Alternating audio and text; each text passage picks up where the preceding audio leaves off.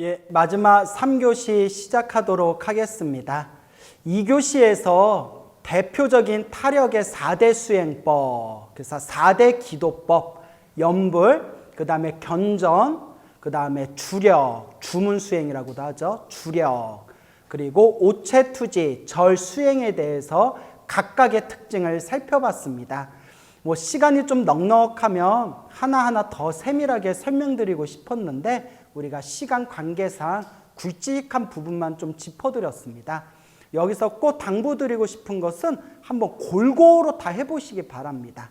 골고루 닦아보시고 그리고 자꾸 닦다 보면 나한테 맞는 거 그리고 나와 인연이 있는 수행법들을 이제 하나하나 접하게 될 것이고 그 속에서 여러분들이 그런 기도나 수행에 대한 더 넓은 견문을 얻게 되실 겁니다. 자, 3교시에서 이제 마지막 마무리에 좀 말씀을 이제 드려야 될 텐데요.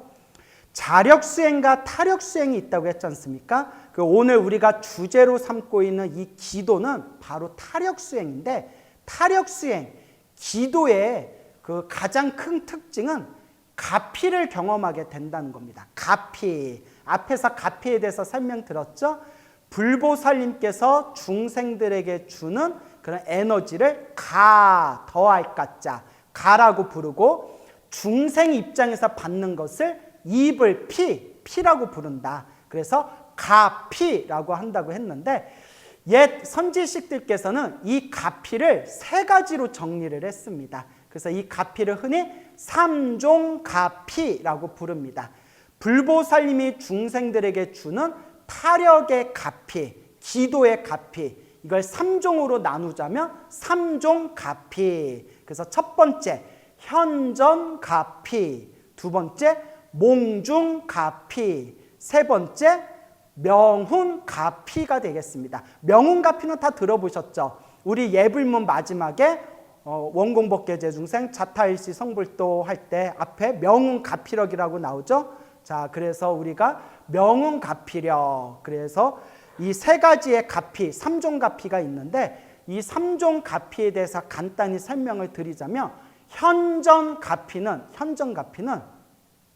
눈앞에서 번쩍하고 가피를 받는 게 바로 현전가피입니다.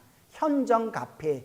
그래서 저 아는 불자님들도 많이 경험하신 건데 대표적인 게 큰 사고 같은 게 났을 때 이럴 때 현전가피 같은 것을 경험하게 됩니다. 예를 들어서 큰 교통사고가 나는 순간에 관세음보살 하고 자기도 모르게 외쳤더니 몸에 크게 다친 곳이 없었더라 라든가 또 어느 불자님께서는 기도하려고 봉정암을 올라가고 내려올 때 그 절벽에서 떨어지셨답니다. 그래서 돌 위에 뚝 떨어졌는데 그 지나가는 사람들이 저 여자 죽었다 했는데 의외로 그때 헬리콥터가 날라오고 난리가 났었대요. 의외로 팔꿈치에 살짝 금만 갔을 뿐 몸에 하나도 다친 적이 없었답니다. 자, 그랬을 때 그분이 이렇게 절벽에서 떨어졌을 때 자기도 모르게 관세음보살 하고 외치면서 뚝 떨어졌는데 떨어지는 순간에 약간 솜 같은 데 풀썩 떨어지는 것처럼 몸에 큰 충격이 안 왔대요. 그래서 그분께서 이런 얘기를 누가 믿겠냐면서 그런 얘기를 이제 해주시면서 이런 것들이 아마 우리가 현전가피다 이렇게 이제 말씀드릴 수가 있겠죠. 그래서 이런 현전가피하고 또 이제 관계된 또 재미난 이야기가 있는데 그 중국에 그 남해근 거사라는 유명한 거사님이 계셨어요. 한 몇 년 전에 세상을 떠나셨는데 아주 불법을 깊이 수행하신 남회근이라는 그 중국 대만의 유명한 거사님이 계셨습니다. 이 거사님이 친하게 지내는 또 거사님이 계셨는데 이분이 이제 중국 본토 대륙에서 살고 있다가 이제 그 당시 몇십 년 전에 그 공산당하고 국민당하고 이렇게 전쟁이 있었지 않습니까? 그때 공산당, 모택동의 공산당이 천하 패권을 이제 통일하면서 이제 쫓기게 되었대요. 쫓기게 되면서 안전을 위해서 이제 대만인가로 도망가는 그런 어떤 시기에 있었는데 이 거사님이 이제 그 부인하고 애들하고 집안 식구들하고 그냥 몇십 킬로미터 떨어진 곳을 걸어가지고 대만으로 몰래 도망가려고 그렇게 피신을 가고 있던 차에 수없는 위험한 상황을 만났대요. 수많은 위험한 상황을 만날 때마다 뭐 관세음보살 간절하게 연부를 해가지고 놀랍도록 정말 신비하다라고 말을 할 정도로 그 위험한 고비들을 다 무사히 넘겼답니다. 그 중에 하나가 어디 여관에서 집에서 잠을 자고 있다가 공산당들이 들이닥쳤답니다. 이제 걸리면 총살당할 판이니까. 그래서 그 몰래 이제 벽 뒤에 틈에 벽장 같은 데 이렇게 숨었대요. 벽장 같은 데 이렇게 숨었는데 숨어가지고 문만 열면 걸리는 상황이었대요. 공산당들한테. 그 상황에서 너무나 다급하니까 그냥 아는 불보살님 이름 다 나오고 아는 신들 이름은 다 나왔대요. 뭐 아미타 부처님, 관세음보살님, 지장보살님, 뭐 알라신, 하나님, 예수님 뭐 다 불렀다고 해요. 책에서 보니까 막 부르면서 제발 살려주세요, 제발 살려주세요 했는데 그때 따라 애조차도 갓난아기조차도 울지도 않았을 뿐더러 그 집안을 뒤지던 공산당들이 신기하게 자기들이 숨어있는 벽장문은 안 열어보더래요. 근데 그걸 안 열어보는 게 오히려 더 이상한 거거든요. 그 벽 이렇게 집안을 뒤지다가 문을 쓱 열 수도 있는데 그 벽장문은 마치 없는 것 마냥 행동하더니 야, 아무도 없나 보다 그냥 가자 하고 이렇게 넘어가서 정말 무사하게 중간중간 위험한 일을 겪을 때마다 기도를 해가지고 무사히 그 대륙을 탈출해서 뭐 대만으로 건너왔다 뭐 그런 이야기가 책에 나와 있습니다. 근데 여기서 이제 우리가 재밌는 부분이 이제 이런 게 현정가피겠죠. 눈앞에서 신비한 가피, 그런 도움을 받은 거. 근데 이제 대만에 와가지고 부처님의 은혜를 갖는 마음으로 신행생활을 하면서 불교 공부를 하는데 이상하게 그때처럼 기도가 잘 안 되더래요. 아무리 열심히 기도를 해도 그때 같은 그런 힘이 안 나오더랍니다. 그래서 이 거사님이 그 남해근이라는 거사님한테 자기가 있었던 일들을 얘기하면서 그때는 조금만 기도해도 짧은 순간에 조금만 기도해도 효과가 바로 나타났는데 지금은 아무리 기도해도 효과가 더딥니다 했더니 그 남해근 거사님이 하신 말씀이 간절함의 차이입니다. 그때 공산당들에 쫓겼을 때는 정말 걸리면 나 죽는다, 제발 부처님, 관세음보살님 제발 살려주세요라는 머리에 불이 붙은 것처럼 그런 간절하고 정성스러운 마음이 완전히 집중돼서 나왔지만 지금은 몸뚱아리가 편하고 마음이 편안하니까 입으로는 연부라고 시간을 보내면서 연부를 하지만 그때와 같은 간절함이 나오지 않는 것이다 라는 이야기를 했다고 합니다. 그래서 의외로 우리 불자님들하고 대화를 나눠보면 한결같이 하신 말씀이 그러면 안 된다는 걸 알지만 이상하게 일이 잘 풀리고 집안일이 편안할 때에는 기도가 잘 안 되고 급하고 어렵고 힘든 일이 있을 때 훨씬 더 기도가 집중이 잘 된다라는 말들을 자주 하십니다. 저도 100% 동감하는 게 제가 30살 안팎에 약 10여 년 전에 제가 눈에 크게 실명 위기가 왔거든요. 눈에 아주 큰 위험한 실명 위기가 왔을 때 그때 제 인생에서 가장 기도가 잘 됐던 것 같아요. 그냥 오로지 앉으나 누워서나 관세음보살님, 아이고 관세음보살님, 저 빨리 치료 좀 되게 해주십시오.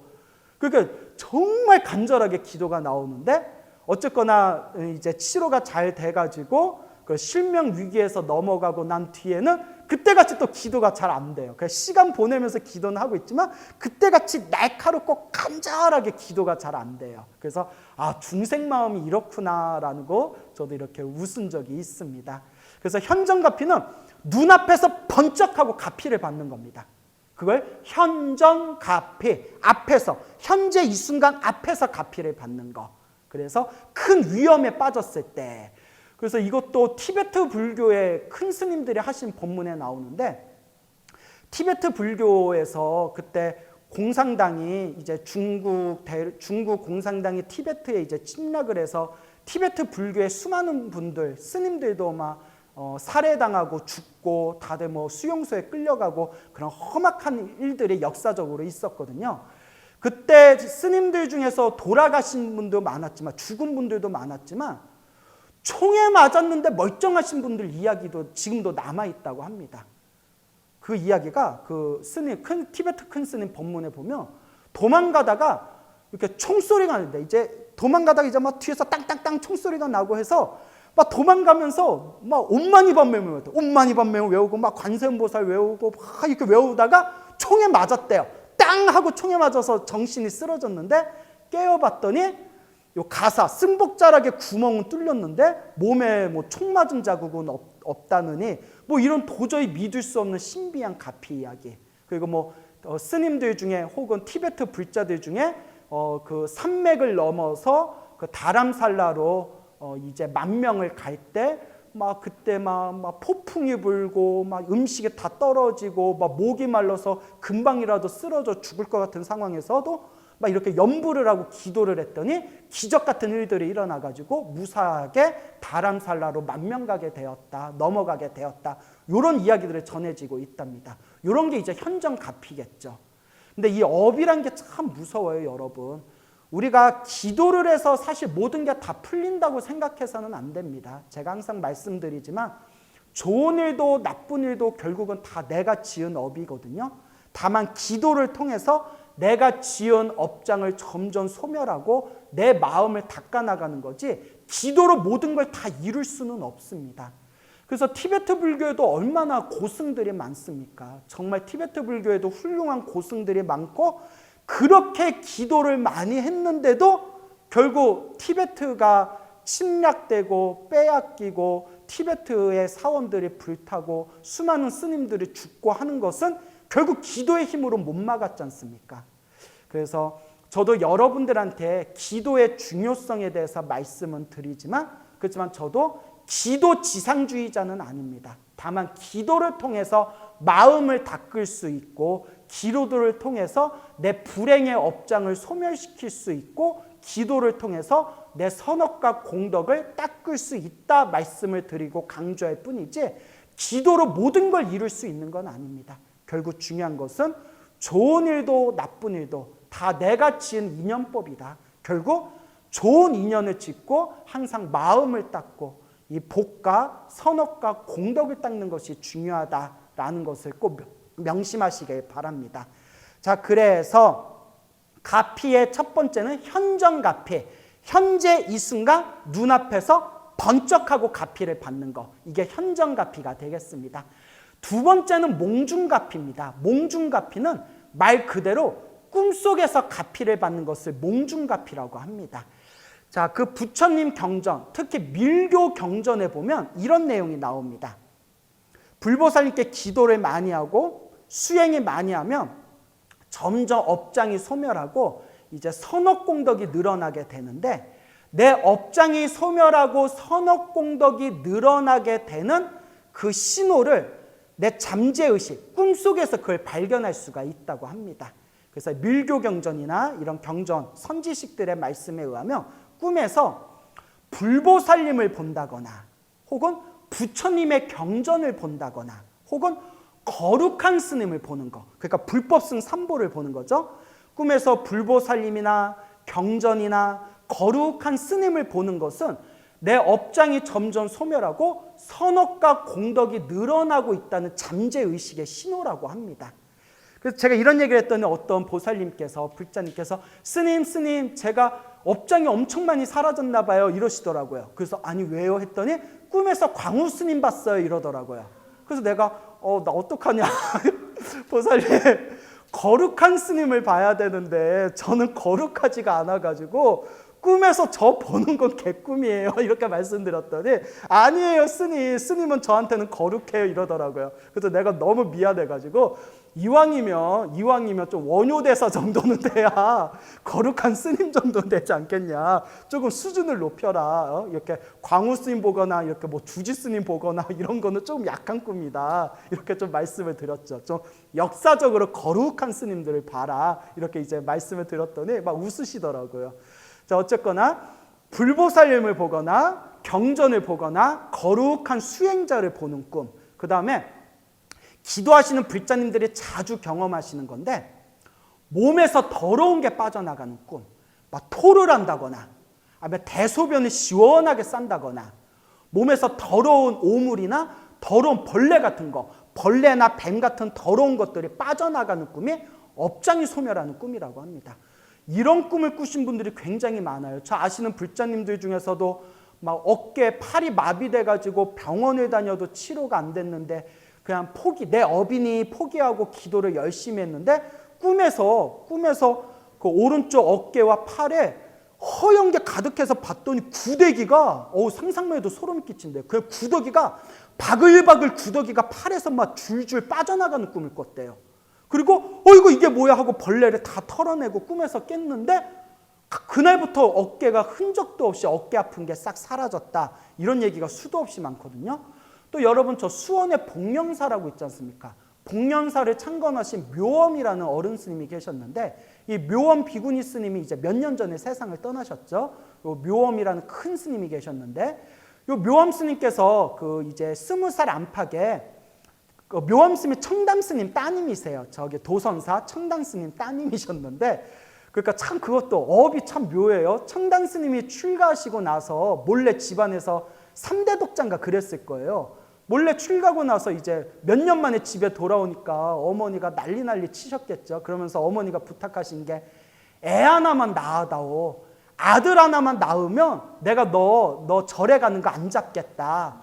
그래서 어머니 한 풀어드리려고 출가한 상태에서 그냥 동침을 하셨어요. 애 하나 낳아드리려고. 그 파괴를 하신 거죠.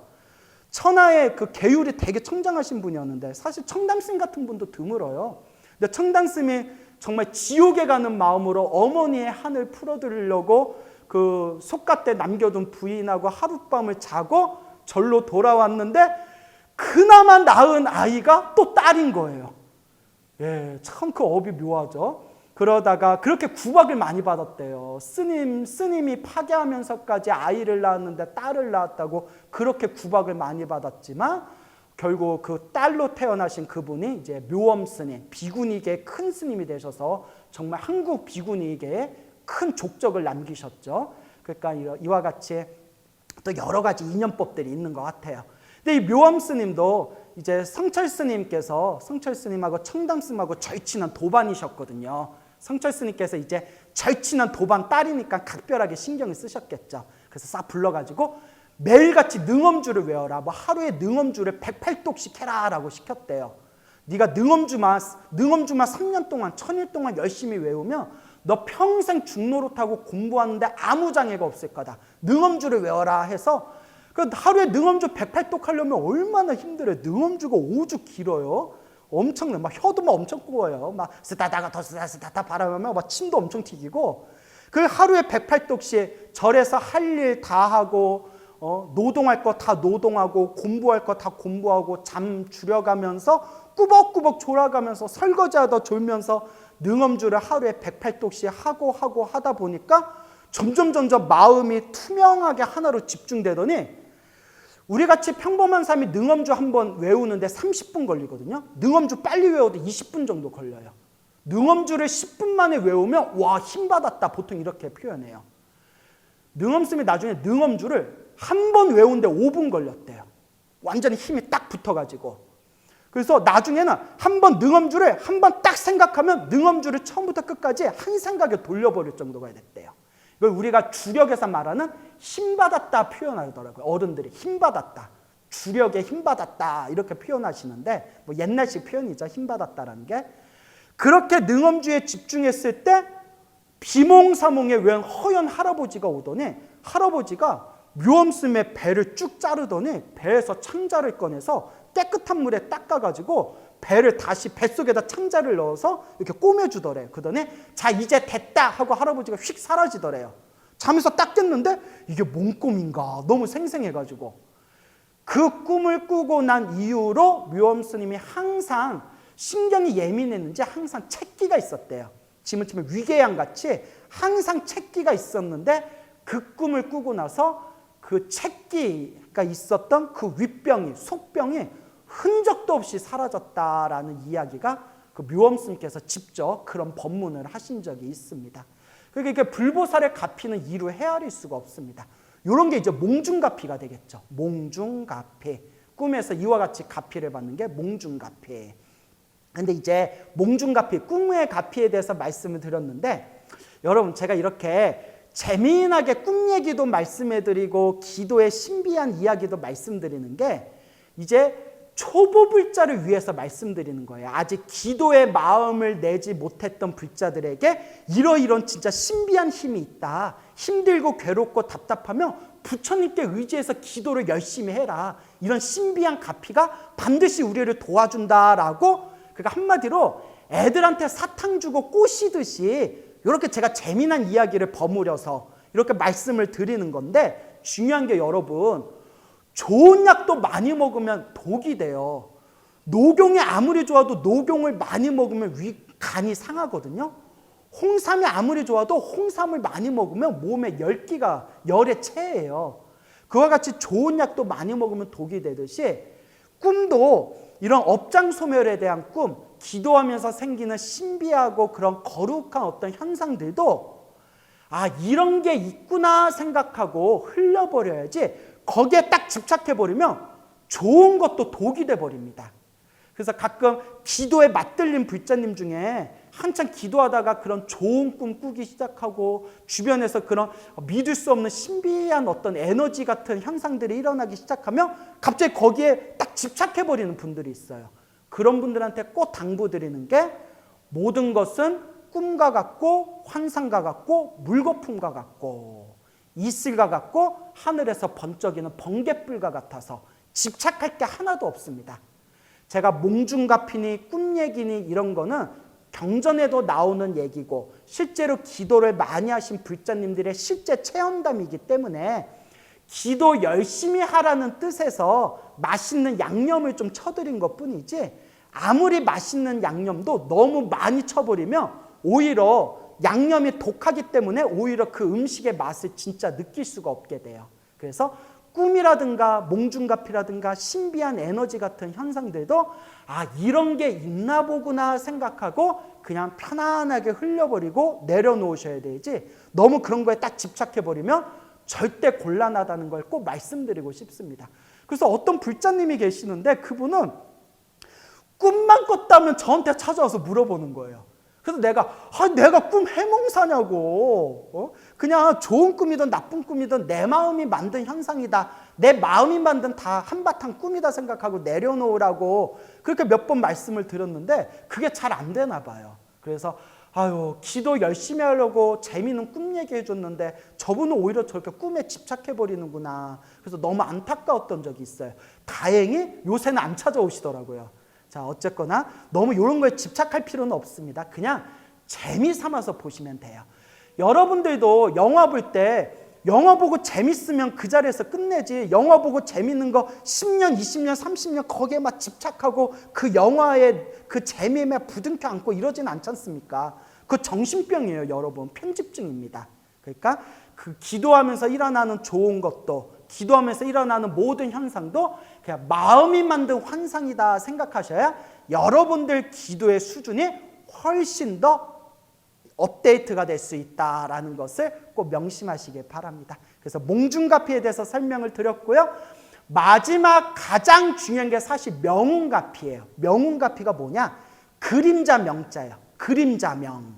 그러니까 훈이 쬐일훈, 그러니까 향기가 은은하게 스며들다. 그래서 우리 훈제고기 하죠. 훈제오리 하죠. 스며들 훈자예요. 은은하게 스며든 거. 그러니까 그림자와 같이 있는 듯 없는 듯 은은하게 스며드는 가피가 바로 명운가피입니다. 이게 가장 중요한 거예요. 스님, 저는 왜 이렇게 기도를 하는데도 딱히 좋은 일이 생긴 것 같지도 않고, 기도를 열심히 했는데도 뭐 딱히 꿈에서 불보살을 본다거나 저는 이런 꿈도 안 꿔요, 스님. 저는 가피가 없는 건가요?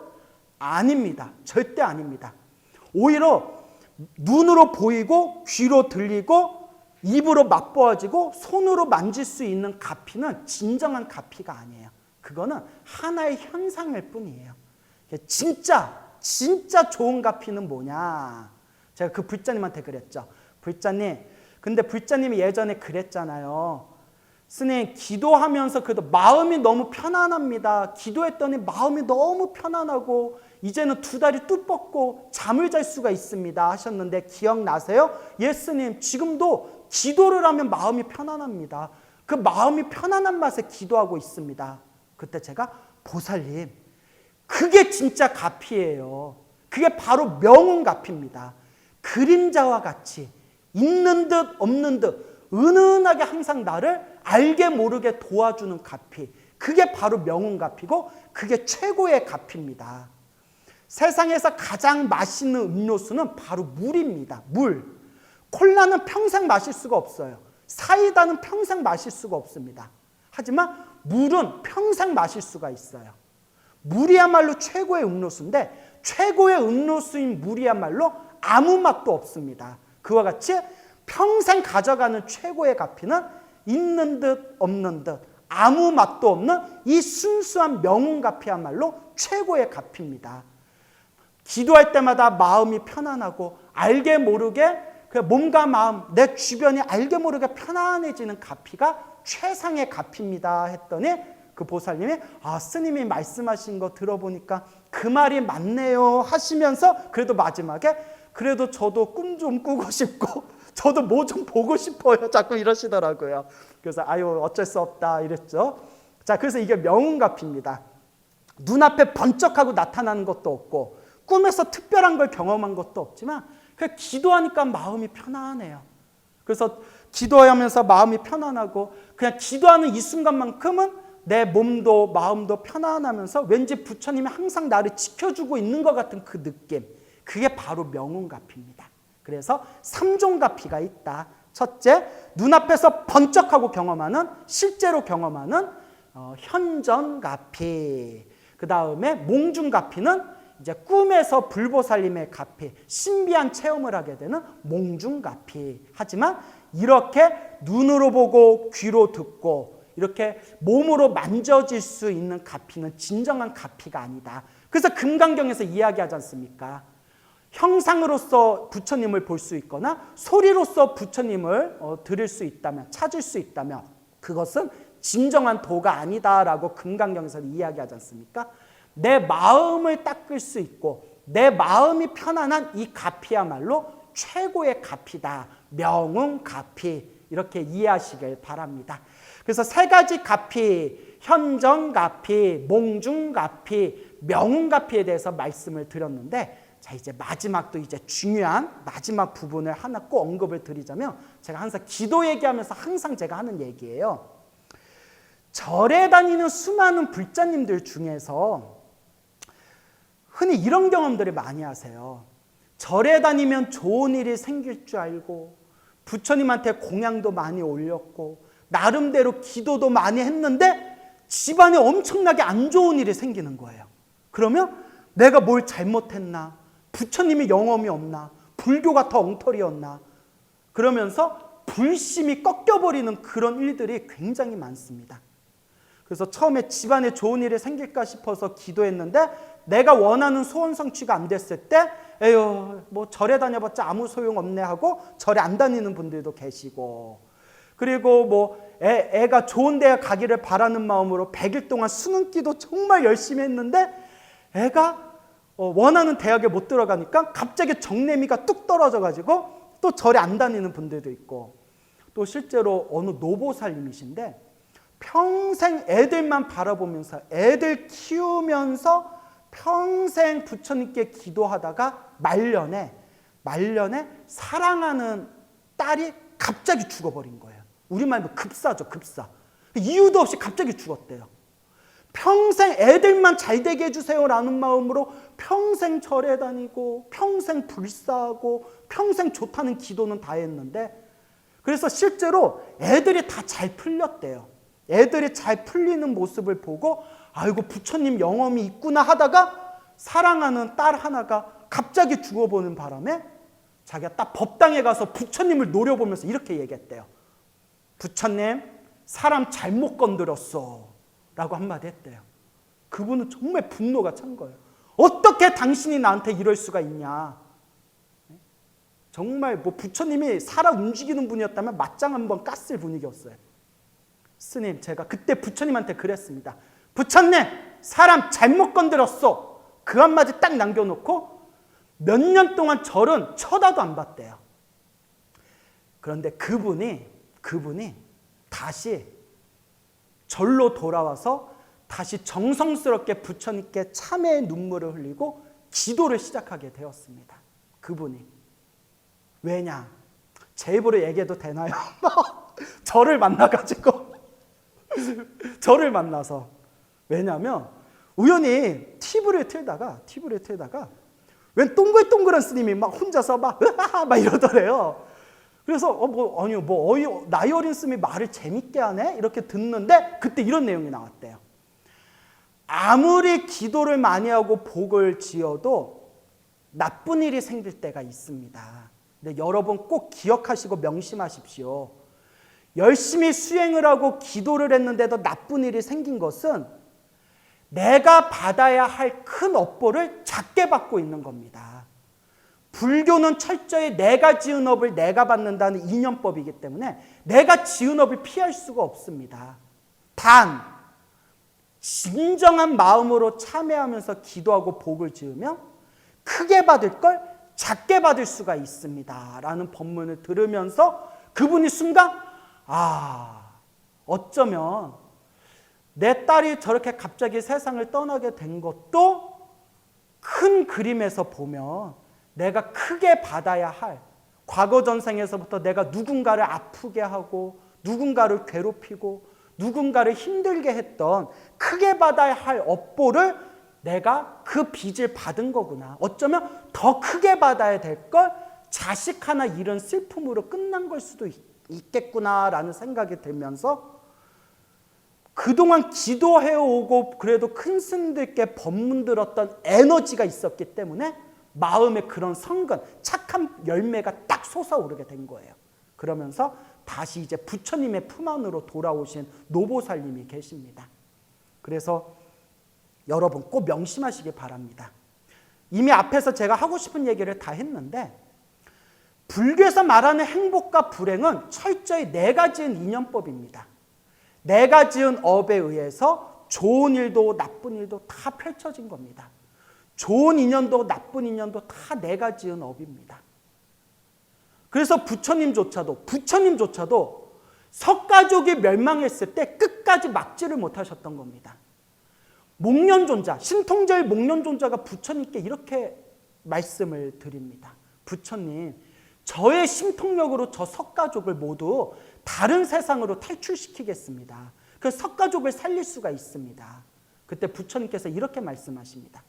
석가족의 저 괴로움과 고통은 저 석가족이 지었던 업보인데 지금 이 순간은 피했다 하지만 자기들이 지은 업은 언젠가 자기들이 받을 수밖에 없는데 그때마다 어떻게 그 업을 우리가 막아주겠느냐. 목련이요. 그러면서 결국 석가족이 멸망한 것을 부처님께서 끝까지 이제 막지를 못하셨습니다. 그러니까 자기들이 받아야 할 업을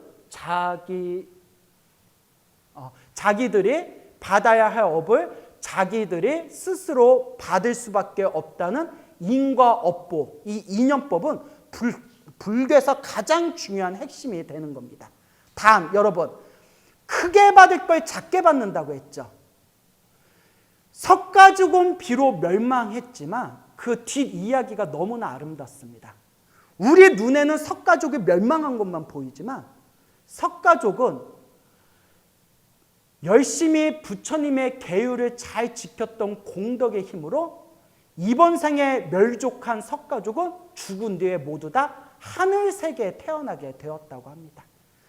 중생의 눈으로 보면 야 봐라 석가족이 멸망해도 부처님은 막지 못했잖냐. 그런데 불교를 믿어서 뭐 할 거냐. 하지만 과거, 현재, 미래를 모두 꿰뚫어보는 부처님의 큰 그림에서 봤을 때는 지금 당해야 할 석가족의 멸망은 스스로 지은 숙제지만 이 업을 잘 닦았기 때문에 죽자마자 하늘 세상에 태어날 수가 있었다는 겁니다. 그렇기 때문에 불교는 머리로 다 헤아릴 수 없는 그런 머리로 다 헤아릴 수가 없고 지식으로 다 따지고 그리고 내 아르마리로서 모든 것을 다 알 수 없는 그런 어떤 깨달음의 영역이 있다는 것을 우리가 명심해야 됩니다. 그럼 이 이야기를 왜 이렇게 제가 중요하게 강조를 하냐. 여러분들이 이미 기도를 시작하신 분들도 있을 거고 앞으로 기도를 열심히 하신 분들도 있을 거고 또 이미 기도를 하면서도 어려움을 겪었던 분들도 있을 것이고, 앞으로 기도를 하면서 언젠가는 내가 기도를 열심히 했는데도 나한테 왜 이런 일들이 생기지라는 것을 경험하게 되실 분들도 있을 겁니다. 근데 꼭 명심하시길 바랍니다. 크게 받아야 할 업보를 지금 소멸하고 있는 과정이다.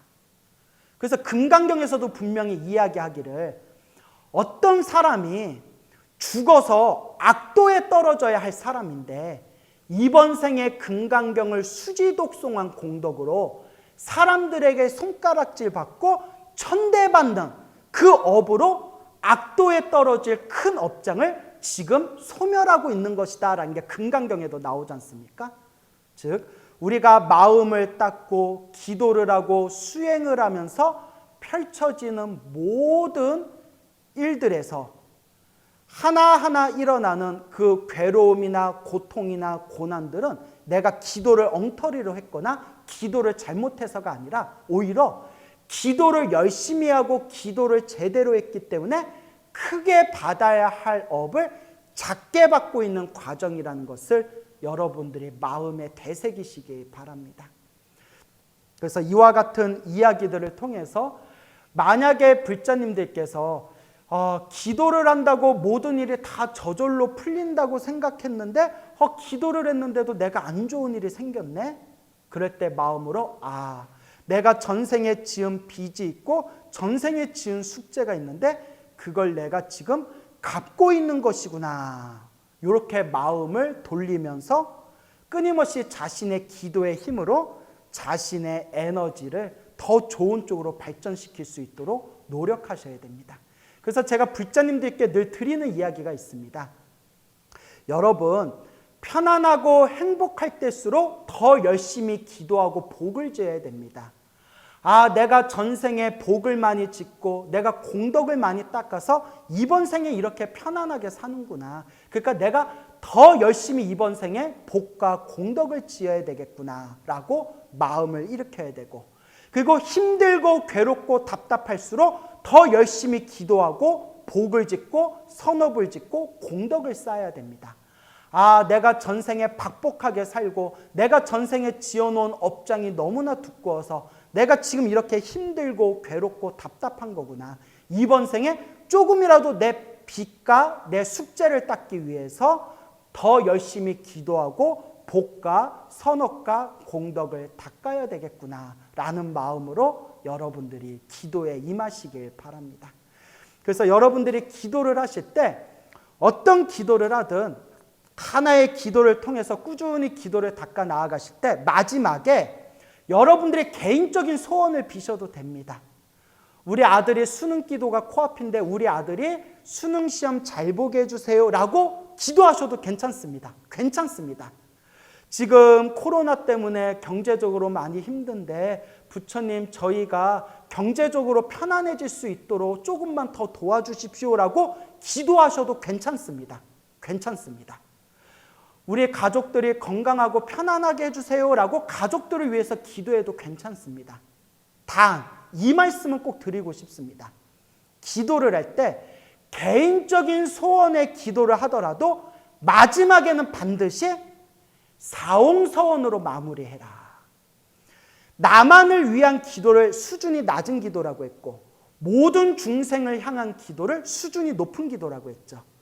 여러분들이 기도를 마치고 난 뒤에 여러분들이 개인적인 기도를 하셔도 됩니다. 개인적인 기도를 하시되 마지막에 그 한순간만큼은 여러분들의 영적인 수준을 업그레이드 시켜서 마지막 기도의 마무리에는 부처님 모든 중생을 다 제도하겠습니다. 모든 번뇌를 다 끊겠습니다. 모든 법문을 다 배우겠습니다. 반드시 불도를 이루겠습니다 라는 사옹서원의 마음을 일으키는 순간 여러분들 기도의 에너지, 그 질이 완전히 변화되게 됩니다. 사옹서원이 너무 길다고 생각되면 한 문장으로 바꾸시면 됩니다.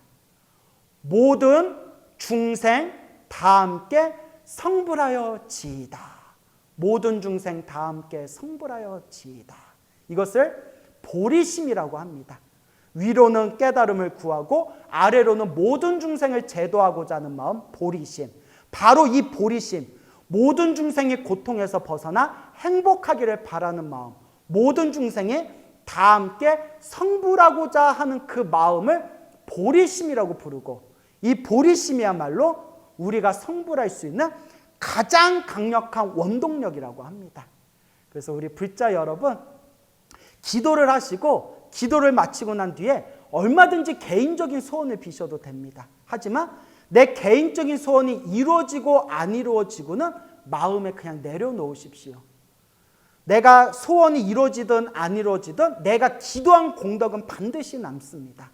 그리고 기도의 마지막에는 반드시 사옹서원으로 마무리해 주거나 혹은 모든 중생 다 함께 성불하여 지이다라는 보리심의 마음으로 기도를 마무리하신다면 여러분들의 그 기도의 그 어떤 질적인 에너지가 훨씬 더 깊고 심오하고 거룩하게 변화될 것입니다.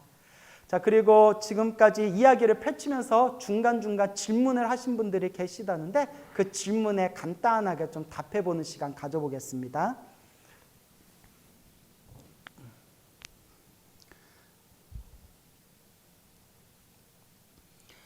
사경을 하고 난 이후 소각하는 것인지요?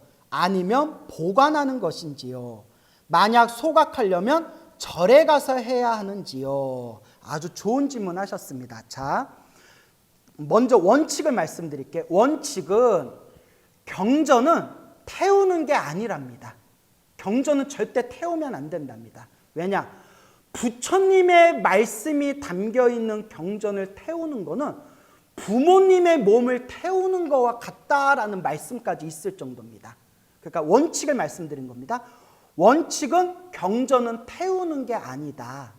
단 요새는 출판업이 발달하다 보니까 너무나 많은 부처님 경전이 인쇄되어서 나와 있고 또 심지어 여러분들이 이제 직접 노트에다가 부처님의 경전을 사경하지 않습니까? 부처님의 경전을 사경한 그 사경집은 경전입니다. 부처님의 말씀을 모아놓은 경전. 근데 중요한 게 이 경전을 보관하고 싶어도 보관할 때가 마땅치 않은 거예요. 여러분, 보관하는 데도 원칙이 있습니다. 부처님의 경전을 보관할 때는 세속의 책들과 함께 두면 안 된다고 되어 있습니다. 그리고 세속의 책 위에 밑에다가 부처님 경전 위에다가 다른 잡서들을 올려놓는 것도 복을 까먹는 거라고 나오고요. 심지어 어떤 분들, 내가 이거 우리 그 직원분들한테도 절대 이러지 말라고 그렇게 제가 얘기하는 부분이기도 한데 경전 위에 휴지를 올려놓거나 뭐 가위도 올려놓고 무슨 물건 같은 거 올려놓는 분들도 있습니다. 그러니까 경전 부처님의 말씀으로 보는 게 아니라 그냥 책으로 보는 겁니다. 그러다 보니까 어떤 현상이 일어나다 보냐면 나는 부처님의 경전을 잘 보관하고 있는데도 언젠가 내가 죽으면 자손들이 그 경전을 뭐 함부로 쓰레기통에 버릴 수도 있고 그냥 뭐 폐유지에다 버릴 수도 있고 부처님의 경전을 또 함부로 다룰 수가 있게 됩니다. 이러다 보면 또 이게 문제가 생기거든요. 그래서 예전부터 비슷한 얘기인데요. 불상 있지 않습니까? 오래된 불상, 뭐 오래된 탱화, 오래된 부처님과 보살님의 모습을 조각했거나 그려놓은 것들을 어떻게 처리할 것이냐라는 문제가 있어요. 그래서 옛날부터 파불의식이라는 게 있습니다. 파불의식. 우리가 뭐 사시불공 올리듯이 사시불공, 부처님한테 맞이 사시불공 올리듯이 파불의식이라고 해서 부처님의 불상을 파괴하는 의식이 있어요. 그래서 간단히 신중기도 올리고 진원 외우면서 그걸 불태우는 거거든요. 그러니까 태우거나 부실 때 그냥 태우거나 부시는 게 아니라 의식을 통해서 부시는 겁니다. 그래서 여기에 그 정공법사라는 중국의 큰 스님이 뭐라고 하셨냐면 어쩔 수 없이 태울 때, 어쩔 수 없이 버릴 때 중요한 거는 마음의 의도가 중요하대요. 마음의 의도가 그냥 불경하는 마음으로, 공경하지 않고 불경스러운 마음으로 부처님의 경전이나 부처님의 그림을 그렇게 천대하는 마음으로 막 다루는 거, 불태우는 거, 없애는 것은 악업이 되지만 부처님 제가 이걸 허공으로 보내겠습니다. 그냥 두면 언젠가 사람들이 이걸 함부로 다룰 수 있고 함부로 부실 수가 있고 함부로 훼손할 수가 있으니 제가 공경하고 정성스러운 마음으로 허공개, 텅 비어있는 허공개로 보내겠습니다라는 공경하는 마음으로 잘게 찢거나 불에 태우는 것은 악업이 되지 않는답니다. 눈치채셨습니까? 의도가 중요한 겁니다. 의도. 그러니까 불교를 믿지 않는 그런 외도들이 부처님의 경전을 파괴하기 위해서 불태우는 거랑 우리 불자들이 이 부처님의 경전이 나중에 더럽게 훼손되는 걸 막기 위해서 깨끗하게 소각해서 허공으로 보내기 위해서 공경하는 마음으로 태우는 거랑 의도가 다르지 않습니까? 그래서 파괴하고 짓밟기 위해서 태우는 것은 악업이 되고 부처님의 경전이 나중에 더럽게 훼손되는 걸 미연에 방지하기 위해서 공경하는 마음으로 태우는 것은 그것은 악업이 되지 않습니다. 그래서 자, 원칙을 말씀드렸죠? 옛날같이 경전이 부족한 시대, 책이 부족한 시대에는 부처님이 말씀이 담겨져 있는 경전을 태우거나 훼손하는 것을 악업으로 보고 금지하였다. 하지만 의도가 중요하기 때문에 파불의식처럼 이미 파불의식이라는 게 있거든요. 어쩔 수 없이 불상을 부실 때, 어쩔 수 없이 오래된 탱화를 소각해야 될 때, 어쩔 수 없이 막 뭐 쥐가 먹거나 구멍이 뚫리거나 곰팡이가 핀 그런 경전들을 어쩔 수 없이 태울 때 옛날 우리 조상 스님들께서 선배 스님들께서는 파불의식이라는 걸 하셨거든요. 그러니까 여러분들도 쌓여있는 경전들을 어쩔 수 없이 이제 경전들을 그걸 처리해야 될 때 마음속에 물론 이제 스님을 모셔서 스님이 이제 목탁치고 연불해 주면서 하면 제일 좋고 그게 안 될 때는 마음으로 항상 의도가 중요합니다. 마음으로 부처님 이 경전이 나중에 훼손되거나 오염되는 걸 미연에 방지하기 위해서 제가 공경하는 마음으로 소각하여 허공계로 회양하겠습니다 하고 연불하는 마음으로 태우신다면 악업이 되지 않습니다. 그래서 제일 좋은 방법은 절에다 갖다 놓으시면 돼요. 왜냐하면 큰 절에 백중 제사 지낼 때 백중이 마지막 회양할 때 신도들이 사경한 사경집을 다 모아놓고 다란이라든가 사경집을 모아놓고 스님들이 목탁치고 연불하면서 그걸 다 영가들한테 회양하는 마음으로 다 태우거든요. 그러니까 보관하고 싶으시면 보관하셔도 되고 만약에 보관하기가 여의치 않고 나중에 내가 쓴 사경집이 막 사람들 손에 훼손되거나 오염될 수 있으니까 깨끗하게 소각해서 회양하고 싶다 하시는 분들은 절에다가 이렇게 법당 위에 올려놓으면 큰 절에 법당 위에 올려놓으면 그 스님들이 나중에 다 회수해가지고 뭐 지장제일이나 백중 같을 때 그걸 깨끗하게 소각드립니다. 그러니까 의도가 중요한 겁니다. 자, 충분히 이해하셨죠? 자, 불보살님을 선택하는데 어떤 기준을 두고 선택을 하면 좋은가요? 기준 없이 그냥 제가 원하는 분을 선택하면 되는지요? 예, 기준 없이 그냥 원하는 분 선택하시면 돼요. 예, 왜냐하면 불보살님을 선택하는데 기준이 딱히 없어요. 왜냐하면 관세음보살이 좋으면 관세음보살님을 원불로 모시면 되고 지장경을 읽으면서 지장보살님의 그 어떤 원력에 마음이 와닿았으면 지장보살님을 이제 모시면 되고 혹은 관세음보살, 지장보살님을 모시다가 나는 나무아미탑을 극락세계에 태어나고 싶다 하면 아미타 부처님을 원불로 모시면 되는 겁니다. 그래서 저도 처음에는 관음기도를 열심히 했거든요. 그래서 관세음보살 관음기도를 열심히 하고 관세음보살님을 원불로 모셨는데 점점 시간이 지나면서 자연스럽게 지금은 아미타 부처님을 스승으로 모시고 있거든요. 그러니까 내가 원불로 모신 그 불보살님도 시간 따라서 조금씩 변할 수가 있습니다. 그러니까 지금 내 마음에 가장 와닿고 편안하신 분을 그냥 선택해서 원불로 모시고 기도를 하시면 되겠습니다. 그냥 편안하게 생각하시면 돼요. 말법 시대에는 수많은 사람들이 수행을 하더라도 한 사람도 도를 얻기 어려우니 오직 연불을 의지해야만 생사윤회를 벗어날 수 있다라는 구절을 본 적이 있는데요. 대집경이라는 경전에 나오는 구절입니다. 대집경. 말법 시대의 염불이 중요한 이유가 무엇인지 궁금합니다. 업이 두터워서 그런 것인가요? 그래서 모든 중생들이 성불하기 위해 염불 수행을 해야 한다는 말씀이신지 궁금합니다. 말법 시대에 왜 염불을 열심히 해라 라고 말씀을 하셨냐면, 여기서 이제 말하는 염불은 그냥 염불이 아니에요, 여러분. 극락세계에 태어나라는 염불이에요. 그러니까 그냥 지장보살 부르는 염불, 관세음보살 부르는 염불이 아니라 극락세계에 태어나라는 염불을 지칭하는 거예요.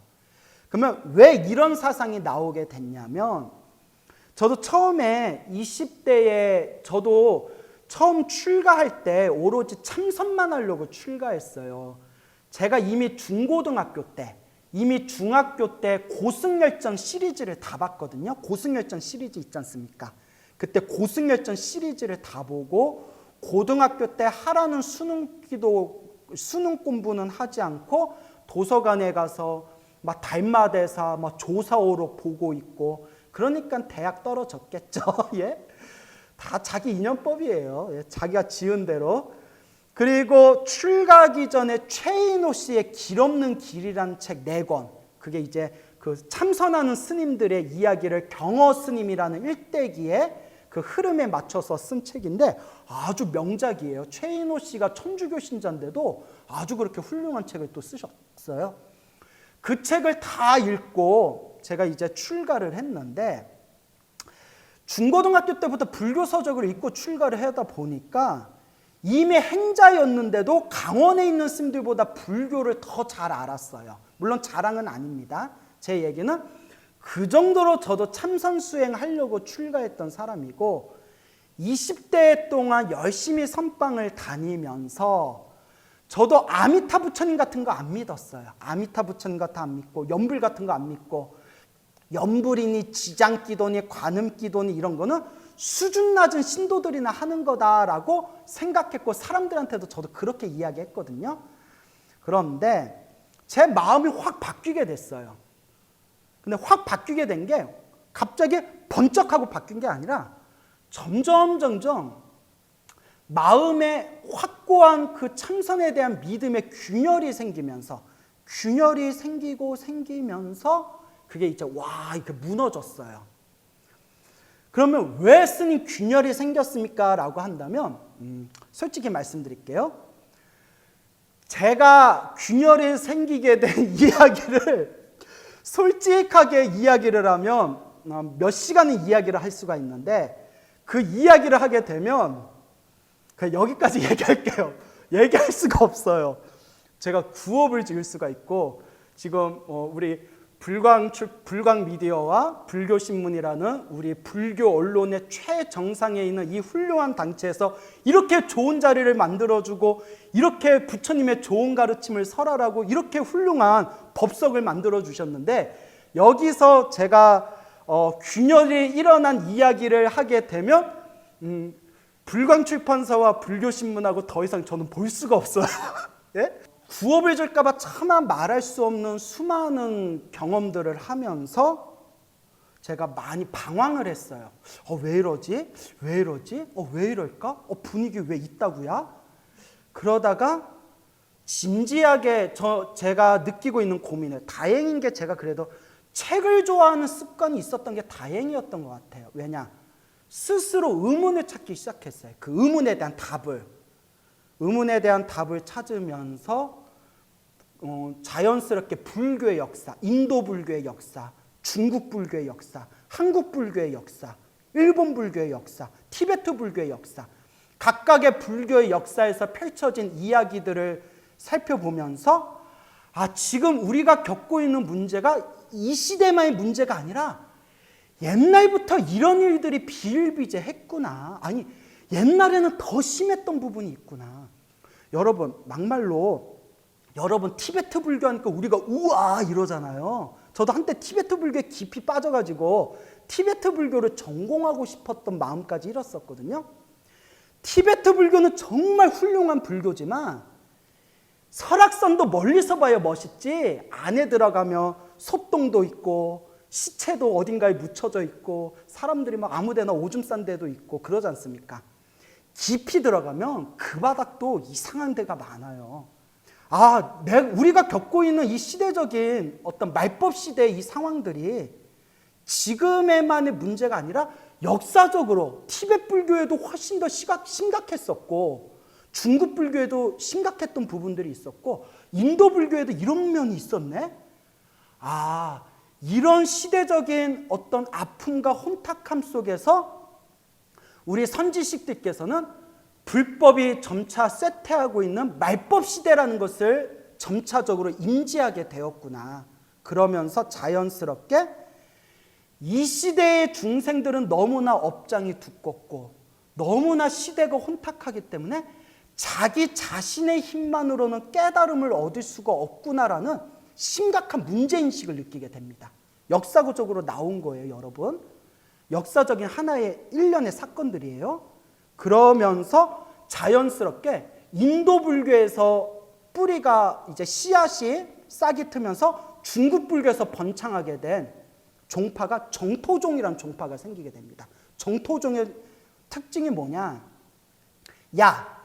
이번 생에 아무리 노력해도 깨달음을 얻을 사람은 별로 없어.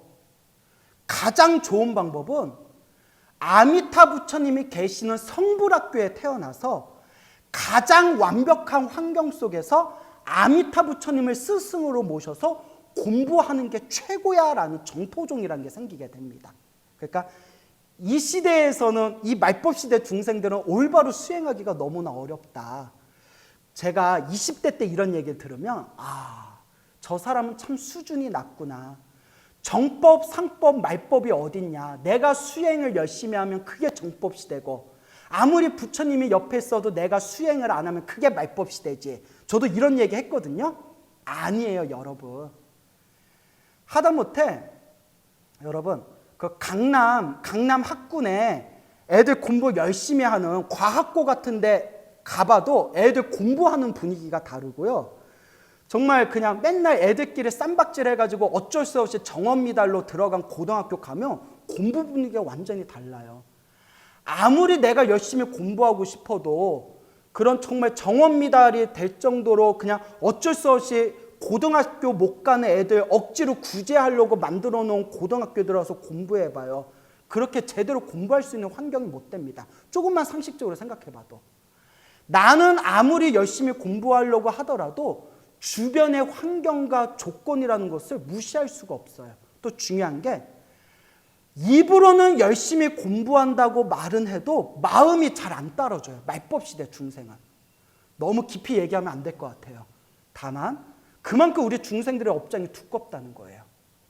그래서 나오게 된 이 정토종의 연불 정토종의 특징이 이런 현실 인식을 제대로 꿰뚫어 보면서 얘들아 이번 생에는 내 힘만으로 수행하기도 힘들 뿐더러 이번 생에 깨달음을 얻었다 하더라도 자 이게 중요합니다.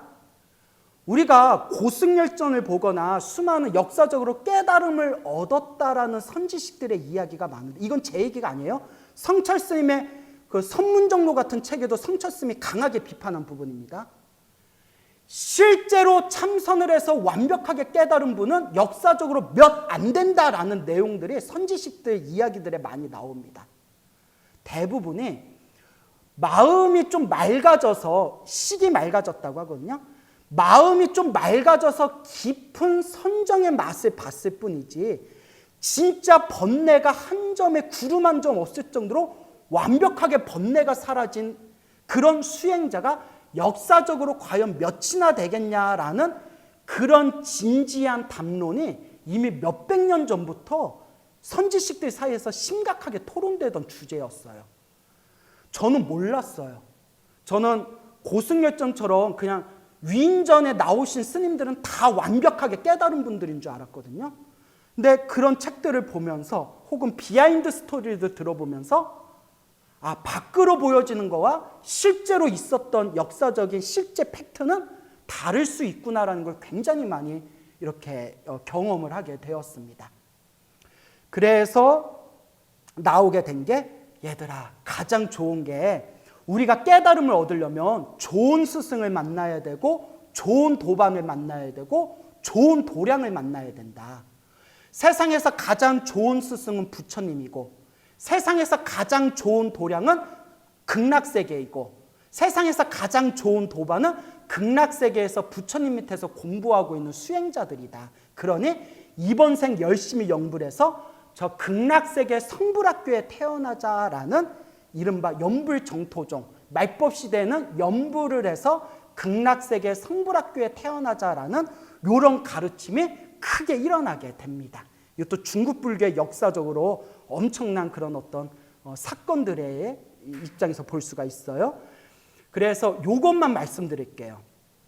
왜 말법시대냐면 여러분 림포체라고 아시죠? 림포체.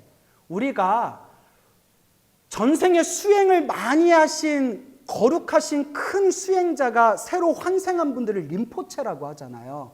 그러면 옛날에 위대하신 림포체들이 몸을 바꾸면서 계속 큰 스님으로 출연했기 때문에 우리는 당연히 그분들이 수행이 심오하고 수행이 깊을 거라고 생각하잖아요. 저도 당연히 그런 환상이 있었거든요.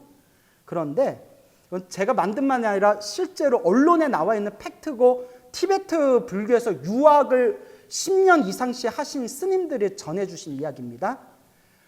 림포체라고 검증받으신 환생자들도 범죄를 저지르는 일들이 있다는 거예요. 실제로 달라이라마 존자께서 공식석상에서도 림포체 제도를 없앨 수 있으면 없애고 싶다라는 말까지 하셨대요. 전생에서부터 수행을 했던 림포체들은 태어날 때마다 수행을 했으니까 훨씬 더 업그레이드된 존재가 돼야 되는데 림포체 중에서는 이렇게 범죄를 저지려서 그리고 차마 너무나 유명하신 분이라서 너무나 유명하신 티베트 스님이라서 제가 차마 말씀을 못 드리겠는데 누군지는 그분도 좀 젊은 분이세요. 그분도 성범죄에 연루가 돼가지고 이렇게 인터넷 신문에까지 올라왔더라고요. 그 이유는 어떻게 됐는지 모르겠는데 그래서 이거는 절대 제가 티베트 불교를 이렇게 비하하려고 하는 말 아닙니다. 저는 상당히 티베트 불교가 훌륭한 가르침이라는 걸 100% 공경하고 저 개인적으로도 티베트 불교를 좋아합니다. 다만 말법시대라는 입장에서 봤을 때 이러한 일련의 사태들이 과연 이 시대에 우리가 올바르게 수행할 수 있는 환경과 조건들인가? 심지어 공식적으로 정식 림포체라고 검증받으신 분들조차도 이 혼탁한 시대에 물들어서 그런가? 범죄를 저지른 분이 있다는 거에 대해서. 근데 이런 이야기, 지금 이제 시간이 없어서 더 이상 이야기를 못하고 끊겠는데 이런 새로 몸을 받은 큰 스님들이 조금 이상하게 몸을 받은 부분에 대해서 정토종이나 중국 불교 옛날 자료에서 이런 부분들을 비판하는 내용이 나옵니다. 그러면서 나온 게 야, 우리가 아무리 열심히 수행해도 다음 생에 무슨 몸을 받을지 우리가 차마 장담할 수가 없다, 이 시대는. 그러니 말법 시대에는 극락세계의 성불학교에 태어나는 게 최상의 가르침이다라는 그런 정토종의 종지가 지금까지 이어지고 있다. 이 부분만 말씀을 드리고 싶습니다. 저는 지금 연불 정토를 닦고 있거든요. 제 인생의 목표가 살아서는 부처님의 가르침을 널리 전하고 죽으면 아미타 극락세계에 태어날지어다. 매일매일 부처님께 발언하거든요.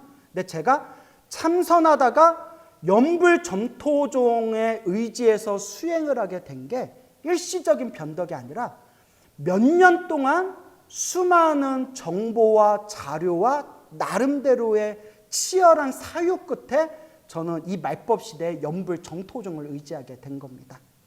그래서 이 말법 시대에서는 연불 수행을 통해서 극락세계라는 성불학교에 태어나기를 권유하는 정토종의 가르침이 있다. 자, 그 정도로 이해하시면 되겠습니다.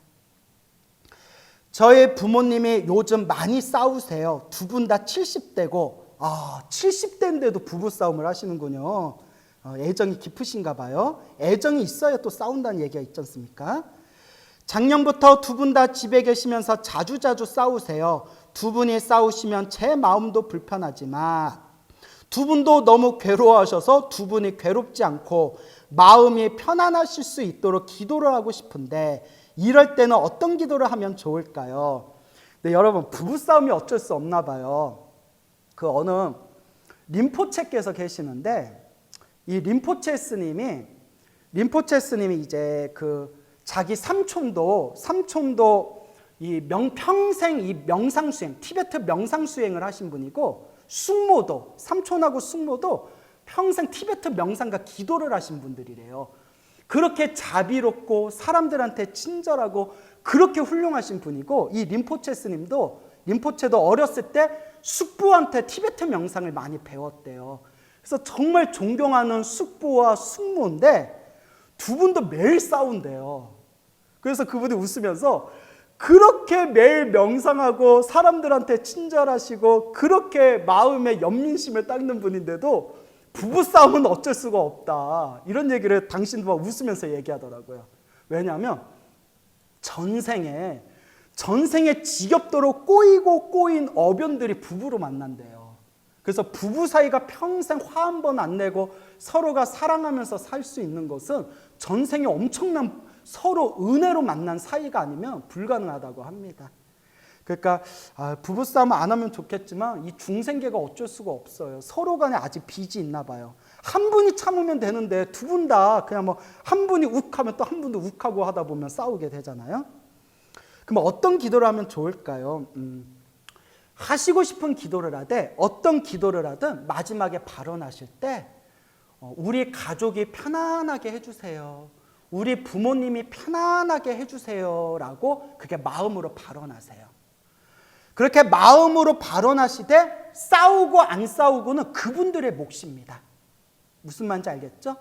나는 그분들을 위해서 가족들이 편안하게 해주세요. 우리 부모님이 편안하게 해주세요 라고 기도는 나의 몫이되 그 결과로서 싸우고 안 싸우고는 두 분들의 어변에 맡겨야 돼요. 그래서 우리 불자님 그 두 분 부모님들 싸우지 않고 편안하시기를 저도 축원드리겠습니다. 나무아미타불. 무기력과 우울감, 죄책감 또는 분노에 휩싸일 때에도 염불을 하면 좋을까요?